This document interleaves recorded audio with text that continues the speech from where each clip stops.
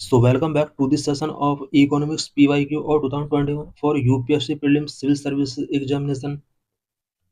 2021 UPSC prelims में economics section से about 14 questions पूछे गए थे। इन्हीं क्वेश्चन का इस सेशन के अंदर डिटेल एनालिसिस करेंगे। Question number 1, the money multiplier in an economy increase with which one of the following. Economy में मनी मल्टीप्लायर कब इंक्रीज होता है? कुछ यहाँ पर ऑप्शंस गिवन है। Correct answer is C, increase in the banking habit of people. People का जब बैंकिंग हैबिट इंक्रीज होता है देन मनी मल्टीप्लायर इकोनॉमी में इंक्रीज होता है। इट मीन्स ज़्यादा से ज़्यादा लोग जब बैंक्स में अपना मनी डिपॉजिट करेंगे, बैंक उस मनी को ज़्यादा से ज़्यादा लैंड आउट करता है। इससे बैंक का जो इनकम है वो इंक्रीज होता है। This is known as money multiplier. So let's discuss the detail of this question. What is money multiplier? Money multiplier is the amount of money that banks generate with each dollar of reserve mechanism. When people develop a banking habit, they keep less cash at home and deposit more in banks. This increases the total deposit available for bank to lend out, thereby increasing the money multiplier. Money multiplier situation में people अपने घर पर कम cash रखते हैं और उसको bank में deposit करना चाहते हैं। इससे बैंक का जो लैंड आउट करने का जो रेट है वो बढ़ जाता है और इससे बैंक को इनकम होती है। Why others are wrong? Other options जो गिवन है इस क्वेश्चन में सच एज SLR, CRR, ये रॉन्ग है बिकॉज इंक्रीजिंग CRR और SLR forces bank to keep more money at reserve. Bank या RBI जैसे ही CRR और SLR इंक्रीज करता है, इससे मनी रिजर्व हो जाती है which reduce their lending capacity and decrease the money multiplier. इससे लैंडिंग कैपेसिटी रिड्यूस होती है और मनी मल्टीप्लायर डिक्रीज होता है। What is the difference between CRR and SLR? Definition: CRR, the percentage of liquid cash a bank must maintain with RBI. CRR liquid cash का वो percentage होता है जिसे सभी बैंक को आरबीआई के पास रखना होता है, मेंटेन करना होता है। What is SLR? A percentage of deposit a bank must maintain with itself. SLR वो डिपॉजिट परसेंटेज होता है जिससे सभी बैंक को खुद मेंटेन करना होता है। Forms of asset: CRR must be kept in cash only. CRR को ओनली कैश में रखा जा सकता है, जबकि SLR को कैश, गोल्ड और आरबीआई अप्रूव्ड सिक्योरिटीज के फॉर्म में रखा जा सकता है। CRR को आरबीआई के पास रिजर्व स्टोरेज करके रखना होता है। SLR को बैंक खुद अपने ब्रांच में रिजर्व करके रखते हैं। CRR पर बैंक्स को कोई इंटरेस्ट नहीं मिलता है, जबकि SLR पर बैंक को इंटरेस्ट मिल सकता है गवर्नमेंट सिक्योरिटीज या गोल्ड पर। CRR का जो प्राइमरी ऑब्जेक्टिव होता है वो to control liquidity inflation in the economy. Economy में लिक्विडिटी या इन्फ्लेशन को कंट्रोल करना होता है। SLR का main objective to ensure the bank has enough liquid assets to meet sudden demand. Sudden demand को मेंटेन करने के लिए SLR मेंटेन किया जाता है। Question number 2, with reference to the Indian economy, demand pull inflation can be caused increased by which of the following? Indian economy में demand pull inflation अगर होता है, इसके क्या क्या कॉज हो सकते हैं या ये कब इंक्रीज होता है? 5 यहाँ पर कंडीशन गिवन है। Number 1, expansionary policies. This is right because expansionary policies अगर ज़्यादा से ज़्यादा होगी इंडिया में, इससे लोगों के पास मनी पहुंचेगा और इससे डिमांड बढ़ेगी। डिमांड बढ़ने से इन्फ्लेशन इंक्रीज होगा। Number of physical stimulus. Physical stimulus means अगर गवर्नमेंट बजट इंक्रीज करती है तो इसके थ्रू भी पीपल के पास मनी पहुंचेगा, लिक्विडिटी इंक्रीज होगी। लिक्विडिटी इंक्रीज होने से पीपल की डिमांड बढ़ेगी, डिमांड बढ़ने से इन्फ्लेशन इंक्रीज होगा। Number 3, inflation indexing wages. This is wrong because inflation indexing wages जो होते हैं ये इन्फ्लेशन के बाद का इंसिडेंट है। Number 4, higher purchasing power. Purchasing power अगर हाई होगी तो भी डिमांड पुल इन्फ्लेशन होगा। This is right. Number 5, rising interest rate. Interest rate अगर राइज होंगे तो इससे पीपल के पास मनी कम पहुँचेगा और इससे डिमांड डिक्रीज़ होगी, इन्फ्लेशन डिक्रीज़ होगा। So correct answer is a 1, 2 and 4 options इसके करेक्ट हैं। So let's discuss the detail of this question. Expansionary policy and fiscal stimulus both increase the money supply and disposable income, lead to higher demand for goods, higher purchasing power. When consumers have more money, they demand more product, pulling price up. Why 3 and 5 are wrong? Inflation indexing wage is a response to inflation, not a cause. Rising interest rate make loan expensive, which decrease demand and control inflation. Interest rate अगर banks increase कर देते हैं, इससे loan expensive होते हैं और people के पास money कम पहुंचेगा और इससे डिमांड डिक्रीज होगी, इन्फ्लेशन कंट्रोल होगा। Question number 3, in India the central banks function is the lender of last resort, usually refer to which one of the following? India में सेंट्रल बैंक्स का जो main function है lender of last resort, usually ये किसके लिए refer किया जाता है? Number one, lending to trade and industry bodies when they fail to borrow from other sources. This is wrong because central bank directly कभी भी trade and industry bodies को lending नहीं करता है। स्टेटमेंट टू,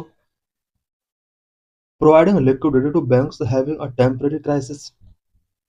बैंक्स अगर temporary crisis face कर रहे हैं देन बैंक्स को ये लिक्विडिटी प्रोवाइड करने के लिए वर्क करता है। This is right. Number three, lend to government to finance budgetary deficit. This is wrong. Lender of last resort usually providing liquidity to the bank having a temporary crisis. इसके लिए refer किया जाता है. So correct answer is B, two only.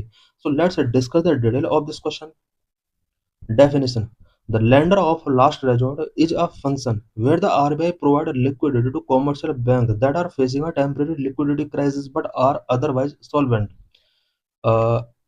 Lender of last resort का यहाँ पर definition है, ये आरबीआई का एक फंक्शन होता है जिसमें कॉमर्शियल बैंक अगर टेम्परेरी लिक्विडिटी क्राइसिस फेस कर रहे हैं, उन्हें लिक्विडिटी प्रोवाइड किया जाता है। Why 1 and 3 are wrong? RBI does not directly lend to private trade industry body, while RBI lend to government, that is a banker to the government, not a lender of the last resort. RBI government को भी lend given करता है। This is known as a banker to the government, not a lender of the last resort. Question number 4. The effect of devaluation of a currency is that is it necessary? Devaluation of currency का effect जब होता है then इसकी वजह से क्या-क्या हमारे लिए बेनिफिट हो सकते हैं, क्योंकि ऑलवेज करेंसी का अगर डेवैल्यूएशन हो रहा है तो ऐसा नहीं है कि इससे कंट्री को लॉस ही होता है, कहीं न कहीं हमें प्रॉफिट भी होता है। Statement 1, improve the competitiveness of the domestic export in the foreign market. Foreign market में डोमेस्टिक एक्सपोर्ट के बिटवीन कॉम्पिटिटिवनेस इम्प्रूव होता है। This is right because currency devalued होगी तो फॉरेनर्स ज़्यादा से ज़्यादा इंडिया की चीज़ों को परचेज कर सकते हैं क्योंकि उन्हें परचेज करना बेनिफिशियल होता है। लेकिन वहीं अगर इंडियन करेंसी बहुत ज़्यादा एप्रिशिएट होगी तो उनके लिए इंडियन जो गुड्स एंड सर्विसेज हैं उसको बाय करना एक्सपेंसिव हो सकता है। Statement 2, increase the foreign value of domestic currency. This is wrong. Improve the trade balance. This is wrong. So correct answer is A, one only. So let's discuss the detail of this question.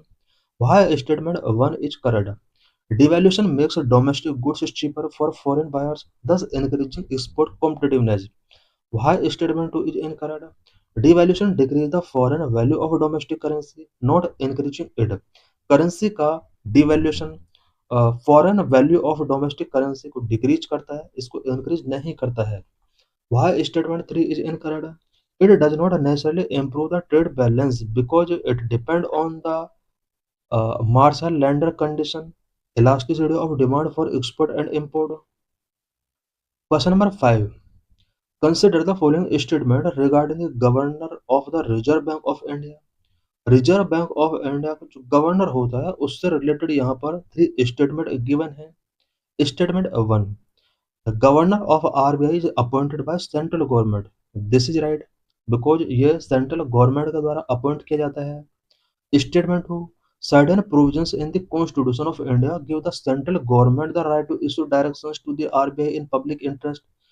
Statement में लिखा हुआ certain provision in the constitution of India. This is wrong because central government RBI के लिए public interest के respect में direction issue कर सकती है बट कॉन्स्टिट्यूशन ऑफ इंडिया में ऐसा कोई प्रोविजन नहीं है. So statement two is incorrect. Statement 3, the governor of the RBI draws power from RBI act. This is right. RBI act 1934 से गवर्नर ऑफ आरबीआई को पावर मिली होती है. So correct answer is C.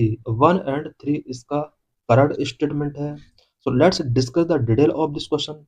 Why statement 1 and 3 are correct? The governor is appointed by appointments committee of cabinet and derive power from the RBI at 1934. Why statement 2 is wrong? Constitution of India does not mention the RBI. The power to issue directions comes from section 7 of the RBI Act, not the Constitution.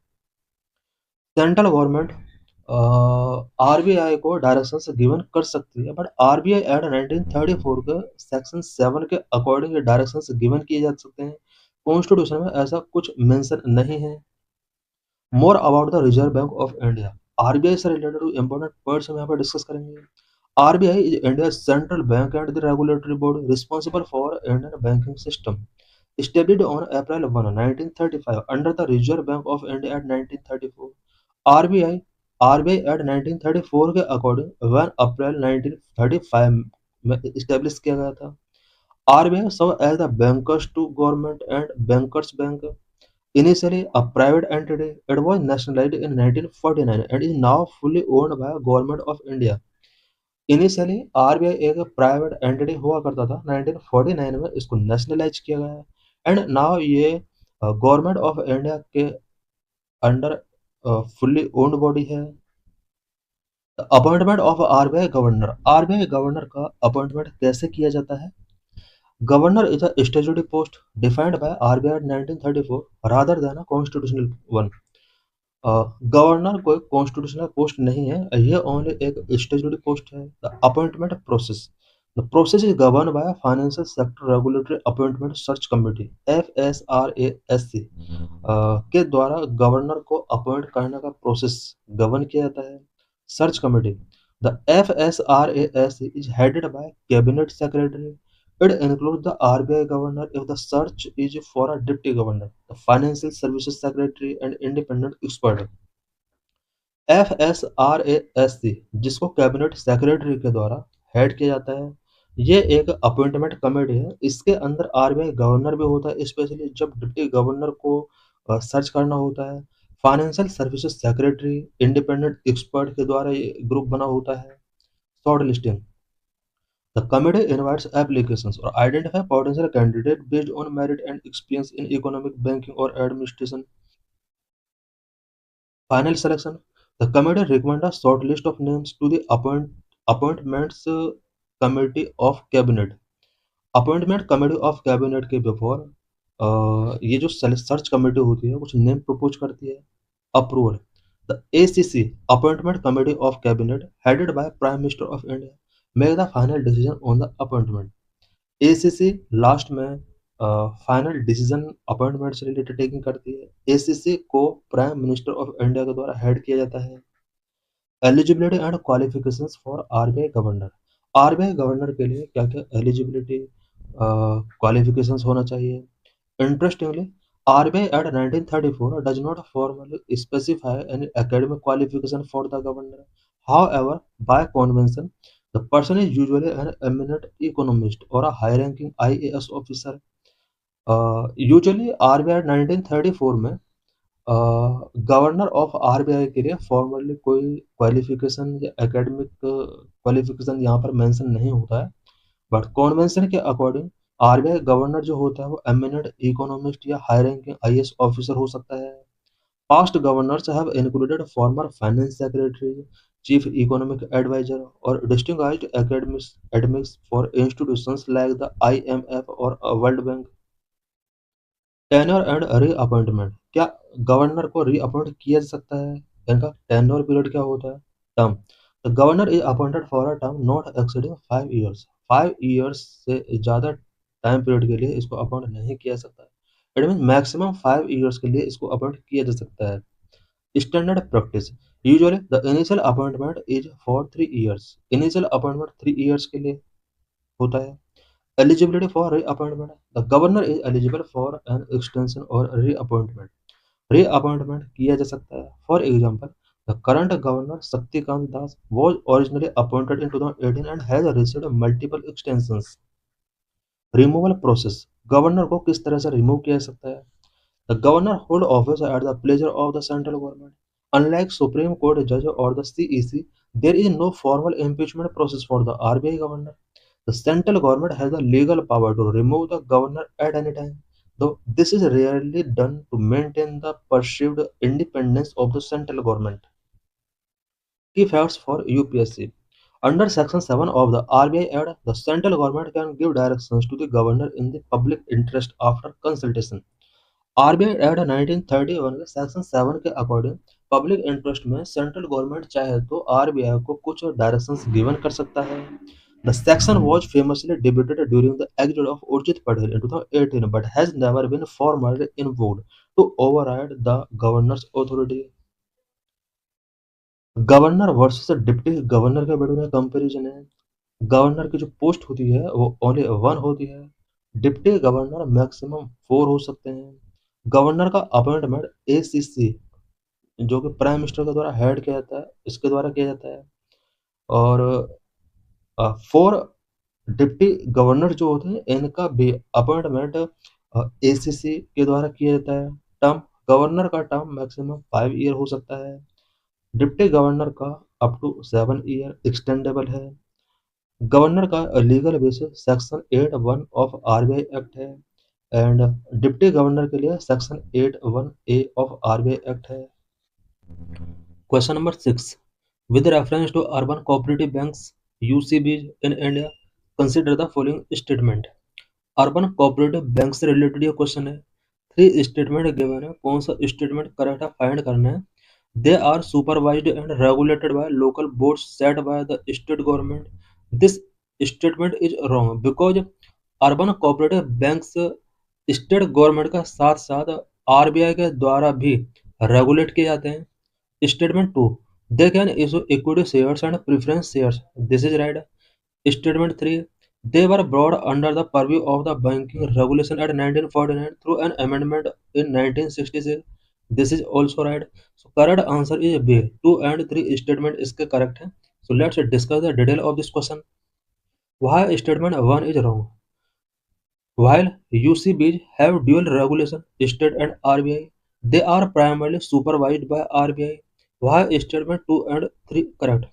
Recent amendments allow UCBs to raise capital through equity. They were brought under the 1949 Act in 1966 to strengthen banking standards. Question number 7. With reference to India, consider the following statement. 3 statements given है. Retail investors can now invest in government securities through a GSEC portal.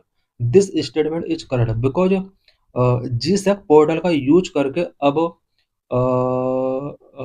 Retail investor भी government securities में invest कर सकते हैं. Statement 2. The negotiated dealing system order matching NDSOM is a government securities trading platform of the RBI. This statement is also correct. Statement 3. The Central Depository Services Limited is jointly promoted by Reserve Bank of India and Bombay Stock Exchange. This is wrong. So correct answer is A. 1 and 2 only. So let's discuss the detail of this question. Why statement 1 is correct? The RBI introduced the retail direct scheme allowing retail investors to open a gilt account and buy GSEC directly. Why statement 2 is correct? NDSOM is indeed the electronic trading platform owned by the RBI for the secondary market in government securities. Why statement 3 is wrong? CDSL was promoted by the Bombay Stock Exchange in association with banks like SBI, HDFC, etc. The RBI is a regulator, not a promoter of CDSL. Question number 8. With reference to foreign direct investment (FDI) in India, which one of the following is considered its major characteristic? FDI foreign direct investment से related ये question है। इनमें से FDI का कौन सा character correct है? Correct answer is B, it is a largely non dept creating capital flow. Let's discuss the detail of this question. Concept of FDI, FDI is considered good for economy because it is non dept creating. FDI economy के लिए good होता है because ये non डेप्ट creating investment होता है। Unlike a loan, the government or a company does not have to pay interest or repay the principal on a fixed schedule. Government अगर loan taking करती है देन उस पर इंटरेस्ट पेमेंट करना होता है। बट एफडीआई जो होता है, एफडीआई में किसी भी टाइप का इंटरेस्ट या प्रिंसिपल रिपे करने की नीड नहीं होती है। वहाँ others are wrong, other options भी गिवन है बट वो ऑप्शंस यहाँ पर रॉन्ग है। Option D describe a foreign portfolio investment, option C is wrong because FDI is equity based not डेब्ट based. Question number 9, which of the following is are the most likely weapon used by the relevant authorities to check the devaluation of Indian rupee? Indian रुपये अगर devolution होता है then किन किन weapon का use किया जा सकता है? यहाँ पर कुछ कंडीशंस दिए हैं। Encourage more FPI inflow, curtailing imports of non-essential goods, permitting Indian companies to issue more masala bond. Select the correct answer. यहाँ पर जो आंसर है इसका डी करेक्ट आंसर होगा। 1, 2, 3 सभी इसके वेपन हो सकते हैं। एनकरेजिंग मोर पीएफआई इनफ्लो, इंडिया में फॉरेन पोर्टफोलियो इन्वेस्टमेंट को हमें बढ़ाना होगा, this is correct. Curtailing imports of non essential goods, imports को हमें रिड्यूस करना ही होगा क्योंकि अगर हम इम्पोर्ट करते हैं देन हमें डॉलर्स में पेमेंट करना होता है। इससे करेंसी और भी ज़्यादा डेवोल्यूशन होगा करेंसी में। Permitting Indian companies to issue more masala bond issue करने के लिए कंपनीज को परमिट करना होगा। So correct answer is D, 1, 2, 3 all statement इसके करेक्ट हैं। Logic, to stop the rupee from devaluating you need more dollars coming into the country और fewer dollars going out. अगर हमें करेंसी के डिवैल्यूएशन को स्टॉप करना है तो हमें कोशिश करना होगा कि डॉलर ज़्यादा से ज़्यादा कंट्री में आए और कम डॉलर अदर कंट्री में जाए। Point 1, P F I bring in dollars. Number 2, curtailing imports reduce the need to pay in dollars. यहाँ पर इस क्वेश्चन का डिटेल दिया हुआ है और फॉरेन पोर्टफोलियो इन्वेस्टमेंट क्या होता है इससे रिलेटेड डिटेल है। पीएफआई के कैरेक्टर क्या क्या होते हैं? Liquidity, passive ownership, short term volatility. यहाँ पर foreign portfolio investment and foreign direct investment के बिटवीन क्या डिफरेंस होता है? टेबुलर फॉर्म में गिवन है। मसाला बॉन्ड क्या होते हैं? मसाला बॉन्ड से रिलेटेड यहाँ पर डिटेल गिवन है। Core mechanism and features, currency of denominations, currency risk, issuer, example, maturity, ये सब मसाला बॉन्ड से रिलेटेड है। Why masala bonds matter for UPSC? Internationalization of rupee, lowering borrowing cost, deepening the capital account. Question number 10. With reference to Indian economy, consider the following statement. Indian economy से related कुछ statement given है। कौन सा correct है find करना है। Statement 1. If the inflation is too high, Reserve Bank of India is likely to buy government securities. This is wrong because अगर inflation high होगा, government of reserve bank of India government securities को bye नहीं करेगा, वो cell करेगा जिससे कि liquidity को रिड्यूस किया जा सके। So statement 1 is wrong. Statement 2, if the rupee is rapidly depreciating, RBI likely to sell dollar in market, this is right. Dollar को वो सेल करेगा अगर रुपये डेप्रिशिएट हो रहा है। रुपये डेप्रिशिएट तब होता है जब लिक्विडिटी बहुत ज़्यादा होती है मार्केट में। उस लिक्विडिटी को कम करने के लिए आरबीआई डॉलर सेल करेगा और लिक्विडिटी को कम करेगा। Statement 3, if interest rate in USA or European Union were to fall, that is likely to induce the RBI to buy dollars. This is also correct. USA and European union में interest rate अगर कम होते हैं then RBI dollar ज़्यादा से ज़्यादा bye करेगा, this is right. European union और USA में इंटरेस्ट रेट कम होने से इन्वेस्टर्स इंडिया की तरफ मूव करते हैं और उन्हें डॉलर चाहिए। डॉलर को की रिक्वायरमेंट को कंप्लीट करने के लिए आरबीआई को डॉलर बाय करना होता है। वह statement 1 is wrong To control high inflation, RBI need to reduce money supply, buying securities inject money into the system. RBI should sell securities, open market operations to suck out liquidity. Why statement 2 is correct?